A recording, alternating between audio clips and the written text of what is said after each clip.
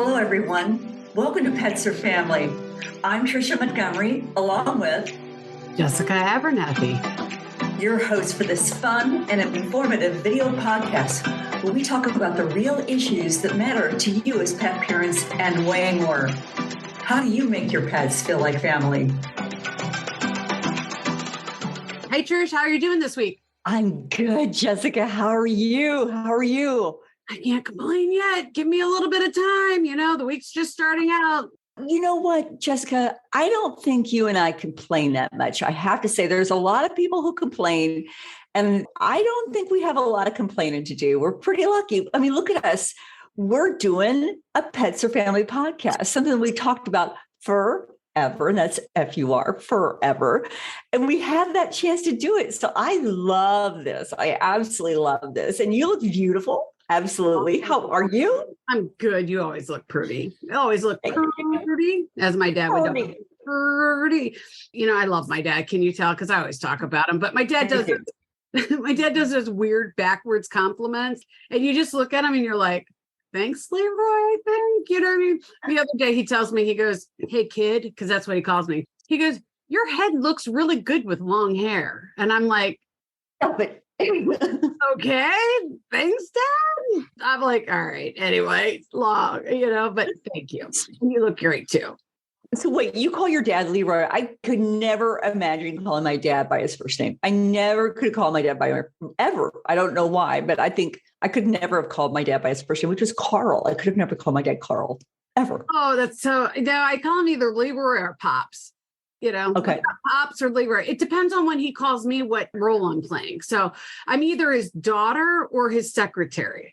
So when he calls, I'll be like, "Hey, Pops, what is it? Do you need your daughter or your secretary?" He's like, well, he needs his secretary. It's usually like, "Did you get that email? Can you email me?" Or my father was a programmer for IBM, like when I was a kid, and he'll call me up and he's like, "How do you get into the Paramount Plus app again?" And I'm like, "How in the heck were you a programmer for IBM?" But I got to realize that it's changed so much, you know what I mean? Because the servers back then were like a room, and now it's like you can carry it in the palm of your hand practically. So I have to remember. Right.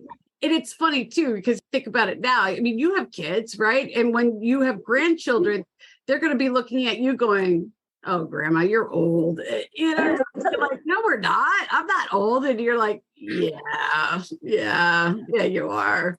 I am not old. It's funny. I am not old. No, I'm not. And those, that advice that we get from our children, my daughter, Gabrielle, love her. She's like, "Mom, you really shouldn't wear your hair up. You should wear it down." I remember one time I got my hair cut very, very short, and you've had your hair cut very short too, Jessica. We talked about this. I remember one time she drew a picture of me with long hair and she put a big old X across the one that had short hair. So that was, I guess a sign that not to have short hair anymore. So I never have had short hair since that time. So that's the kid's way of saying, "Hey, Mom, I don't like your hair short." I don't like a big X through that. Oh my gosh, our kids. And, Mother's Day is coming up here very shortly here. And we've got some really cool episodes coming up for Mother's Day. I think we're going to be having a really cool person coming on with the company Forged and Formed. And she's going to talk about pet parenting and why more younger people are opting not to have children, but they're just having their dogs as their family.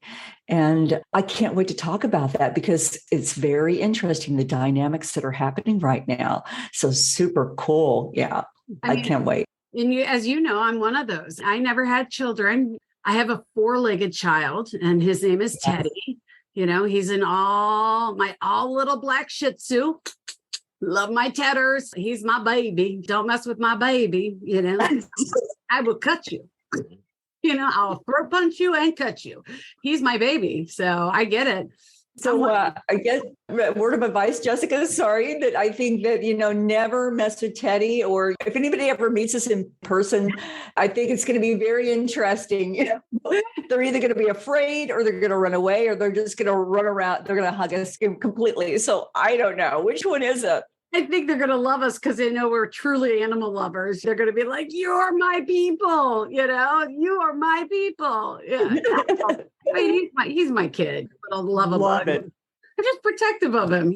Like you said, I was one of those folks that I didn't have children, but I have my dog, Ted, him, and he's my heart and soul. I'm very protective of him, and I don't treat him like a dog. He's my kid, and I treat him like my kid. I come home from work and I get on the floor and, we have our 15-minute love fest every day. And we love it. When you have kids, you come home and you spend 15, 20 minutes on the couch getting caught up. He sits there and rolls around and tells me what he did, which is sleep, So, yeah. Yeah. I know. I miss that. Moose passed away about a year ago and I still I'm not there yet. It's interesting. I just can't do it yet, but he was my glue. You think about those pets that are glue. And I always said, you're kind of your heart walking outside your body. Although, Jonathan, that is you as well. My son, that's you as well. And Gabrielle. Right. But it's just interesting because you treat them like family, you cook for them, whatever. I mean, going with you everywhere, going to the store and the love that you have for them. Gosh. Yeah. Felt like my heart got ripped out a little bit with Moose. So we'll see. I'm at that point now where I'm thinking maybe looking at another dog, want to get another dog. And when it happens, you guys will be with me on that journey and when the time's right for sure. But right now I get the beauty of going around and fostering or seeing other people's pets. So yeah. And we've got a really cool pet parent. This is somebody that Jessica Joan. Talk a little bit about Joan. I'm so excited to have Joan on. So I help take care of Miss Joan's pups. I call them the peanut butter dogs, just so you know. I mean, that's something there's Fonzie, Harvey, and Ruru. Ruru is my favorite. You know what I mean? And I tell him all the time. So, oh, wow. And Ruru knows it, but he's my favorite.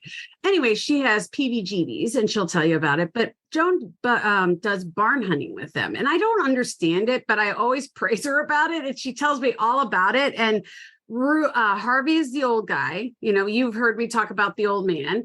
And Harvey is really accomplished. And this year he's got chosen to help teach the young ones on how to hunt, which is a huge compliment to him. And Fonzie's the puppy, which Fonzie lives up to his name on a regular, you know what I mean? But I know for a fact that boy is just amazing at what he does because that boy's got amazing eyes. His nose is always on the floor and he's great. And Rue's my love. I just love Rue. But Rue is just he's just amazing at it. But she does competitions with this. I don't know a lot about it. And I wanted to bring her on because it's just one of those sports that you kind of hear about, like barn hunting. You know what I mean? And yeah.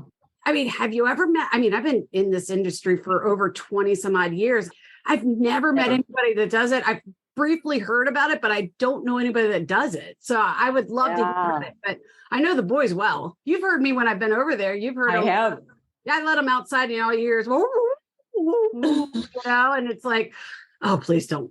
Please, the neighbors are going to yell. So I'm really excited to talk to Joan today. So I am too. Well, let's bring her on. Yep. Here we go. Go. Hi, Joan. Thank you for coming and talking with us today. I'm so excited to talk to you because, I spend a lot of time with your dogs, They're my favorites. I was telling Trish, out of the three, I have one favorite. I hate to say that, but we all know that Ruru is my favorite. Mm-hmm. And Ruru knows he's my favorite too. Yes. Yeah. I'm so lucky that you spend time with him when I'm not here because you just help him be less stressed and to adapt to the change of me not being around. Yes. So we want to talk to you about and I call them the peanut butter dogs. It's funny. Everybody knows when I say, oh, I'm going to go see the peanut butter dogs because they're PVGVs. So tell everybody what your breed of dog's about for us so that they understand what the peanut butter dogs really are. Yep. It stands for PBGV and it's an acronym for Petit Basset Griffon Venant. So they're little French rabbit flushing dogs. They were bred in the western kind of cliff rocky farmland of France to help farmers in the winter when they come back in and they've been out working and they need to get dinner. They send the hounds out into the hedgerows. And so this breed was bred to be low to the ground, which is why they're basset, which is French is low to the ground. And they're petite. There's a larger version of them. And Griffon means wire hair. So they're wire haired and they've got the long ears to, bring the scent in, but they can get into the hedgerow and they can flush rabbit. And that's how farmers would get through the winter. That's why beagles are very popular with farmers too, because rabbit hunting is kind of big in the winter in farmlands. Well, that explains a lot now. I actually did not know that. And one of the reasons I wanted to talk with you about this is because I know that you do it's called barn hunting. I know, I just call it hunting, right? Yeah. Yes. Mm-hmm. Yeah. I personally have been in the industry, the pet industry, for over 20 years, and I know of barn hunting, but I've never met anybody until you that actually does barn hunting. So I'm very fascinating to learn more about it. I mean, I know about the boys and how well accomplished the 3 boys are. And I know Fonz is working his way up the ladder, but I would love to educate more about it because I find it very fascinating. Yep. I'm just a big believer that all dogs were bred for a reason and for a mission and have a job. And I mean, think especially for purebred dogs, but depending on how dogs are bred, they still have this instinct to do something, whether it's herding, whether it's hunting, whether it's search and rescue. And so I'm a big believer in that. So my first dog I had, which you knew and you took care of him very well, and that was Dugan, my soft-coated Wheaten Terrier. And he really needed a job. He had a lot of energy. He did like to do a lot of discipline on the hounds. And so we found his hobby, and that was barn hunt. And that is a sport, and it's AKC recognized, and you can receive AKC titles. And in that sport, you go into a 10 by 10 ring, and it has hay bales. And when you've got a dog who's just starting, it might be one canister with a live rat, and they're bred for this purpose. And there's air holes. Kind of looks like that bank, that thing that tellers use to send the money to you. Yeah, that transfer tube. So in the very beginning, there'll be one rat, one tube filled with nesting, and one that's empty. And so to the human eye, you might see an edge of a canister, but you don't know what's in it. And you kind of rely on the dog. It's a partner sport. They've got to find the rat and then identify it to you that that's a rat. So it starts out pretty simple with, you find one and your dog has to climb on a bale. My dog Dugan got to the master level where you could go into a ring. We had no idea how many we were going to find. We didn't know. He had to go through some complex tunnels and get up top of 3 high bales. And he was a master in the sport, and people would come to watch him. He was quite impressive. So sad thing is we didn't find that towards the end of his life. And it got to a point where he didn't have the strength to get up in bales, but was tremendous at that sport. And because terriers comes from terra firma, to go to ground. And so terriers are really good ratters. And so it's a wonderful sport for any dog. If you're doing any kind of nose work with them, it's a good partner team sport with your dog. And I highly encourage it. And it's easy to do. I mean, it's easy to physically get around a 10 by 10 ring, and you're seeing more and more places offering not only scent work, but barn hunt. It's a real fun sport, really easy sport to get involved for people. My PBGVs, my hounds, they do something more akin to a field trial or a hunt test. And so what we do is we go out into usually beagle grounds will host us. So I belong to 2 beagle clubs myself. And so that's where we train. And they're fenced in areas that protect rabbits. And so we feed them, we provide water for them, and we have protective fencing to keep coyote out. We can never stop hawks, but we provide a lot of shelter and a lot of cover. So build a lot of areas across a field. They can be 20 acres to one we belong to has 70 acres. Wow. So what we do is we go out, we evaluate mature dogs who've passed an instinct test on 10 different criteria that are along the lines of how well do you use your nose to find, to search, how well do you communicate with a pack or pairs, and then how well do you work with your handler? Can we recall you back in? Can we send you where you need to be? So that's all the criteria that we judge them on. They're out for an hour with a pack anywhere from 3 to 5 hounds. What they do is they go flush rabbits. Rabbits run in a circle. They usually turn left, which is odd. They sometimes can turn right. Their job is to hold as long as they can until they think they're going to be caught, and then they'll push out and run. So our hounds will kind of pack together and they'll circle that rabbit. And I have video where my oldest hound, Harvey, has run rabbits right across my boots. So their job is to bring that rabbit to me. My job is to figure out where to stand in the arc. And that's what we do. So they love it. They don't want to catch them. They instinctively know that if I was hunting, I'd have a gun and they wouldn't want to be near me. So they instinctively know not to be close to me. But it's a really fun sport to watch the dogs interact together, the way that they use their noses. The scent work is really impressive. It's a really, really fun sport. So again, we're not hurting rabbits. We are regulated by DNR in these clubs that we belong to and where we host our field trials or our hunt tests. So we have another one coming up this weekend. My youngest and my middle dog will run in a brace, which is 2 together. And then as they earn higher points towards titles, eventually they need to go out as a solo and go by themselves. My oldest hound, Harvey, has the highest level AKC title, and then more titles with our club. And then my middle dog has his highest title with AKC. And my youngest dog, Alphonse, we call him Alphonse, he is working towards his master title. He's working a senior title right now.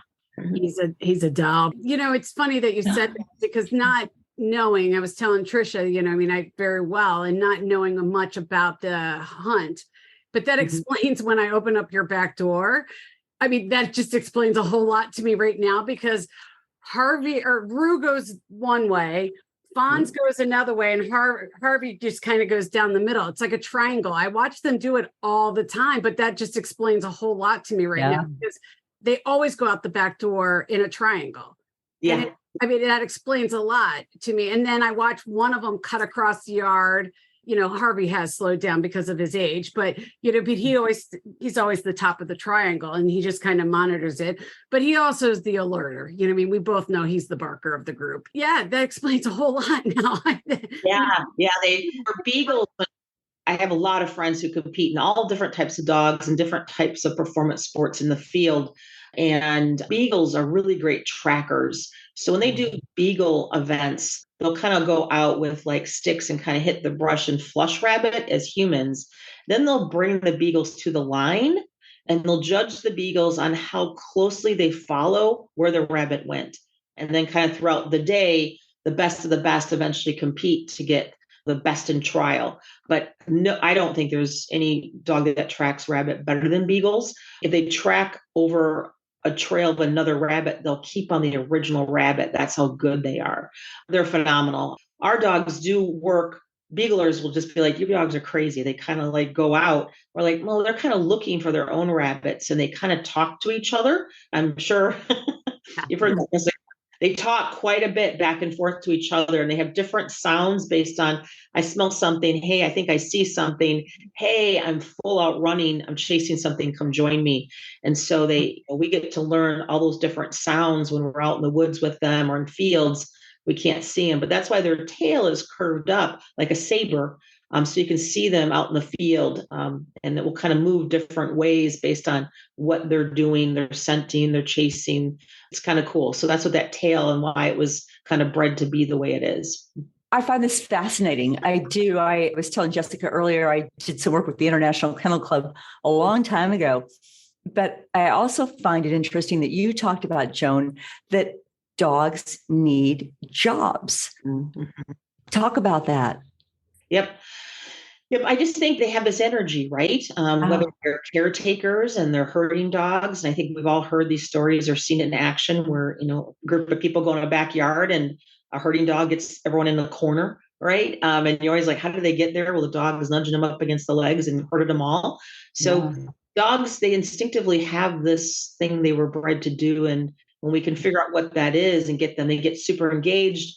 And they love it. It helps burn off some energy for those with high energy. But I just think it's fun to see them in that sport. In our sport, they naturally will pick up on it, and they learn from each other as a pack. My first dog, Harvey, had a heart, and I didn't have another hound. It's my first time. I'd always had terriers growing up. So we did scent work classes, and that is a tremendous sport for any dog. But it really helped to connect for him, like, oh, if I use this, I can find stuff. And I know a lot of people who compete in that sport and love it. And it's really not good for any breed, but hounds, because those ears trap the scent. And when they move, it holds it. And that's why they can smell better than some other breeds, because of the way they're low to the ground and their ears are trapping the scent inside their nose. So it's fun. So Harvey, we took about 20 hours of nose work class, and then that just clicked. And still, and Jessica referenced it, he's my best scent work dog. I mean, he can smell anything that gets him into trouble sometimes, but he will be the first to alert because he'll pick up on something. Thursday night, there was an opossum running the fence line. And Harvey was the first one to say, there's something out here. The other two were going crazy. And he's like, well, my job is done. It's here. I told you. And I'm going to go sit down now. I can totally see that. I really can. Yeah. But that explains a lot. But it's interesting because I have taken care of your dogs for a long time now. And I've been around since Fonzie's been a wee little puppy. I actually know when he's got something in a tree or on a fence line. I actually know the difference in his howling. You know what I mean? Because I'll open up the back door and I'll yell at him, leave it alone. Leave it alone. It's because he's got a squirrel or a chipmunk. It's either a chipmunk in the woodpile or he's got a squirrel in a tree. I recognize the difference in his howl. That's funny that you say that because I never really put two and two together. I just naturally figured it out. Now that you say that, I'm like, oh, okay. And I just worry about the tree because I know he can climb trees now. Oh my God. Yeah, the neighbor noticed that. She's like, we need to cut this limb that goes across the fence because we've seen him from the kitchen. And I'm like, he's my first climber of trees. He comes from a Swedish hunting line. So from a Swedish hunt kennel, and his great grandfather Aslak had to be in his own field with his own trees. And he was unfortunately very well known for catching squirrels. And just because he's already caught one. So it's not what we wanted to do. And I think he finds it surprising when he does because he just wants to chase things. He shouldn't be faster. But yeah, Fonz is Fonz. I mean, we all love him to death. It's so cute because he's adorable. He really is a good boy. He really is a really good boy. And he wants to be a good boy all the time for you. But you know how angry cat just naturally has that angry face? Fonzie's eyebrows gives him like the angry face. So he just looks at you and he just looks always upset with you, no matter what you say to him. He's a cutie patootie. I'll have to post a picture of Fonz just because he's adorable. Fonz, Harvey, and Rue. But yeah. So how did you come up with their names? Because that's interesting.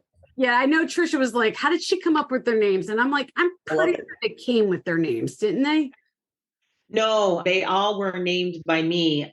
So it's a French breed. And so some of the breeders will assign French names. Some of us, when we take ownership of them, will rename them. So Harvey is actually Hervé. He's a champion. So he earned his champion title in conformation. And he also has titles in barn hunt and in field work or hunt tests on the back end. So, dogs that conformation titles in the front, and then all the other work titles are on the back of their names. And his kennel name is Le Vernet, which means elf dog. His breeder originally had corgis when she was growing up. So that was his kennel name. So he's Hervé, and I call him Harvey Hound. So he's named after Harvey, the 6-foot rabbit from, that old movie. My goddaughter's first rabbit was named Harvey. So I kind of combined the two to get to Harvey Hound because he finds rabbits. He's not actually the rabbit, but that's Harvey. The middle one, Giroux, was supposed to be Alphonse, but he came out with orange coloring and not black. So I'm like, he doesn't really look like a Fonz. So I saw him at 10 weeks and he looked like he just had the swagger. He looked like a hockey player, the way he was kind of moving. And so I said, well, I'm going to find a French, red-headed French Canadian hockey player. So I found Claude Giroux. So that he's named after. We call him Giroux. When he competed in his barn hunt career was very short. He was too friendly with the rat wranglers. He was going to be suspended from the sport. He just wasn't behaving well. He's done. But when they would call his name, they would say G-Rox because it's R-O-U-X. So they call them G-Rox, which is pretty funny. A lot of people just call him Ruru, but it's Giroux. And then the last one, Alphonse. I always liked the name and finally had a dog with black spots. So Alphonse, we call him the Fonz. So, Yeah. I love that. I love those names. It's always so interesting when you think about why those names came to be. And you've just got such really cool, unique names. You do. I love those, Joan. Wow. Looking at PBGBs, I can see the peanut butter concept there, Jess. I can. I can. I definitely can. Yeah. What made you go into those, though? You had the soft coated Wheaten before, but then why the PBGBs? Just because of hunting? no, actually, no, because waited about 19 years to get my first dog. I moved quite a bit with my career. And so where I lived in Hawaii at one point, and one of my neighbors had a Wheaten, and I just fell in love with that Wheaten. So I always wanted a Wheaten. And when I got a Dugan, and I think for those who might be familiar, sometimes they call them Wheaten terrorists. They're really good and they can just snap. And terriers can be like that. Yeah. But I was traveling, and I just could, sense that he was having some separation anxiety. And someone said, you should get him a dog, a buddy to be with him. And I read an article, and I wish I would have kept it, but it said that hounds and terriers are really good partners because they have opposite temperaments, which could not be more true. They bark for different reasons. They get fired up for different reasons. So when Harvey was fired up, Dugan was calm. When Dugan was fired up, Harvey would know how to calm him down. So I got Harvey to be with Dugan. But when someone said get a hound, I immediately thought beaver hounds or deer hounds or like big, bloodhounds. I'm like, I don't know if I'd be good with a really big dog. And someone said, no, Joan, you watch Westminster, you see that happy hound, the little guy. I don't know what that is. So then I started researching, and contacted the National Club. So the PBGBCA, Club of America. And so I contacted the club, and then they have recommended breeders, and was able to get in contact with a breeder in Wisconsin who ended up being a judge for the field trial work.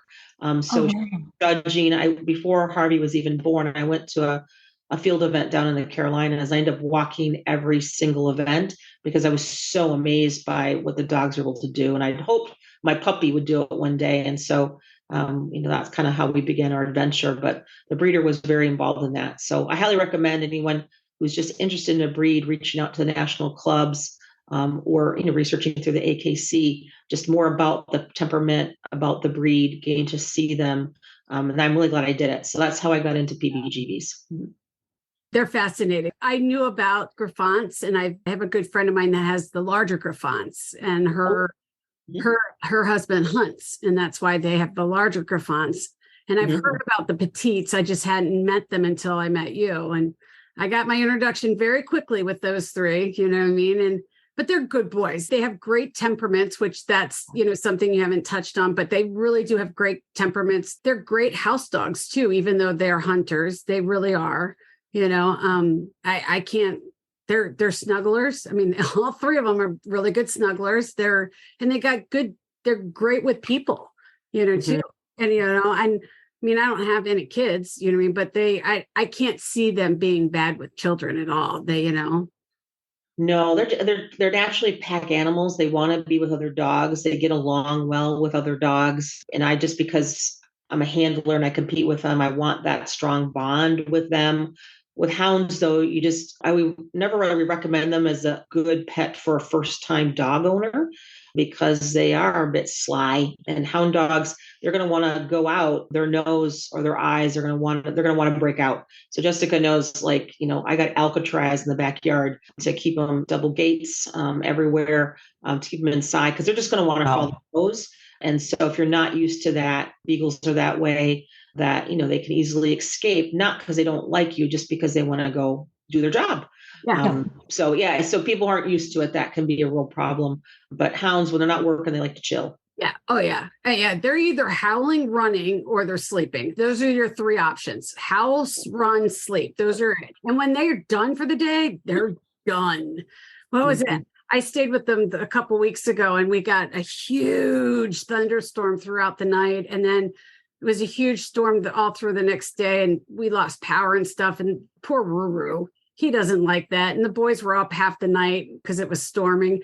They went to sleep at 4 p.m. and slept for 14 hours. I was like, oh, wow. I was like, this is better than daycare. Like, this is awesome. But after a while, I have to wake them up to make sure that everybody was okay. But it was amazing. They crash. They're awesome. I love them. You are right. They're sneaky and they're sly. And when I say they're sneaky and sly, they are like children. They play mom all the time. Like she leaves and she'll send me a note and she's like, and this is going on. And I walk in and they're perfectly fine. And I send her a note and I'm like, they're playing you, girlfriend. They are totally playing you. You know what I mean? There is nothing wrong with either of these guys. They like to play. They're funny because, as I always say with kids, they treat mom one way and they treat their aunts another way. They're good at that. They really are. So I think it's fascinating. I've learned a lot. And honestly, I've been taking care of your kids for a couple of years now, 3-4 years. And almost 5 years this summer. Oh, wow. Yeah. I've been taking, and I love them. They're like my faves. So awesome. Well, thank you for coming and sharing that. We might have you on again so we could talk about it, and I'll keep everybody posted. I'm going to share a picture of all three, but so, Ruru is my favorite. Fonz, and just so you know, Fonz has figured out that the NutriBullet is his friend now. He actually loves to watch me make my shakes every morning. It is now his friend. It's his favorite thing to watch. We finally got over that hurdle. So as I dig it out, he's got to smell it as I make it. And then when I blend it, he actually has to sit there and watch me blend it. And then he has to smell it again. And then we're good. So we gotten over the fear of the NutriBullet. Yeah, very curious. He wants to explore every round. Like yesterday, it was like I had my foot knocking at something. He thought it was alert. Like, what do I need to go defend the home against? And he's just very aware of all of that. And poor Rue, like why he doesn't like thunderstorms. There's a park behind us, and the kids, at that time of year will set up fireworks. And on the back fence one year when a bunch of fireworks went off, and it terrified him. So it's just interesting because part of a field test, when they're running, we'll fire a starter pistol over them just so that if they were actually hunting, they wouldn't stop hunting or flushing. And so it's a test, and he always passes. He's not scared of that. But yeah, Jessica she knows him so well that if it's going to be lightning or thunder, he just has a fear of it. Yep, he does. Yep. I can find him very quickly when it thunders. At first clap, I know he'll be right next to me. I don't have to go looking for him. So it's awesome. It's not awesome, but it's easy to find him. So thank you. And we might have you on again to learn more about it. So it's awesome that you came on, and thank you for sharing it. And thank you for letting me be part of their lives because I love it. You know that.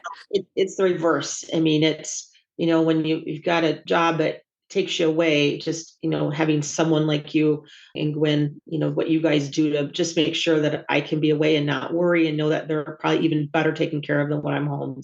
So that's just so important. And I'm just glad that we have you too. Awesome. Thank you, Miss Joan. Thank you, Joan. Thanks, guys. Have a good rest of the day. Yep. Well, Trisha, you know how much I know Joan and those three, you know what I mean? And you know how much I love them. You've heard me talk about Fonz, man. All the time. He's got like angry face. I really have got to share some pictures, and I'll see if I can get Emmy, our producer, to put them up at the end of these. Instead of like our logo, I'll have them put up a couple pictures of Fonz and ruin them. He's got the angry cat. We got angry Fonz face, but he's so sweet. He really is.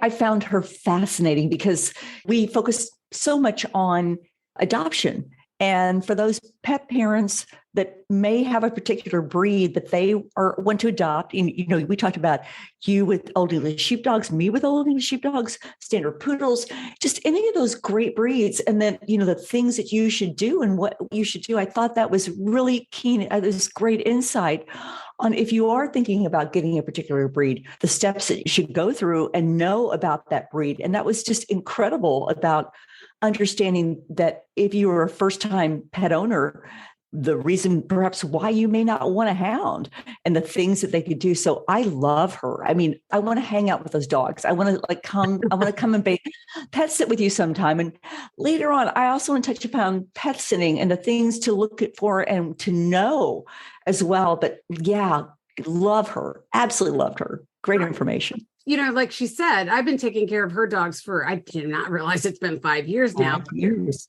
It's interesting because I learned a lot about them, their behaviors, but I've been taking care of them forever. And I didn't know that's why they did it. All I care about is at 4:00 in the morning, they're out there. Woo, woo, and I'm just like, oh my God, the neighbor's going to kill me. I mean, they're loud at 4:00 in the morning, really loud. But I knew what she did with them because, like every weekend she's like, we're going on a hunt. And then when she gets home, she lets me know what they did and the awards they won. And I'm always praising them. I think it's awesome, but I never understood right. hunt. And I knew they didn't hurt the animals at the hunt. And I knew nothing was getting killed because she's such an animal lover. I knew that wasn't going on, but I didn't understand it, so that was, to me, it was like really fascinating to me. And glad she explained that too, because a lot of people think that, oh gosh, animals were harmed and get up in arms. And that's not the case. And those dogs have a job and they're doing what they're bred to do. And that's where the behavior comes in. That's where a lot of those, when dogs have bad behavior, they're bored. And so giving them a job to do that fits with their breed and what they've been bred to do. That's incredible. I love that. I absolutely love that. And want to know more information. I cannot wait to find out. And let's post some links up there. I also want to just give some great shout outs right now. You mentioned Emmy, our producer. He does such a great job. And also Nathan Hansen from Hansen Technology, who did our website for us too. These guys I know we're pretty perfect as it is, not. They make us look even better. They make us look, we have a team of people around us. Yep. And bless both of them. They, as I tell you on the regular, you're dealing with two blondes and a podcast, buddy. Two blondes and a podcast, and both of them make us look better. So I can't appreciate them more. So thank you, Emmy. Thank you, Nate. So awesome. But all right, got to wrap it up today. I got to go. So as you always say, I usually end the call. So I'm going to let you say it today. So what do we always try to do? How do you make your pets feel like family? Awesome. Bye. Bye. We hope you enjoyed this new episode. And if you did, please leave us a review on Spotify or wherever you're listening to us today. If you want to reach out to us, feel free to find us on petsourfamily.net or any of our social channels, Facebook, Instagram, or LinkedIn.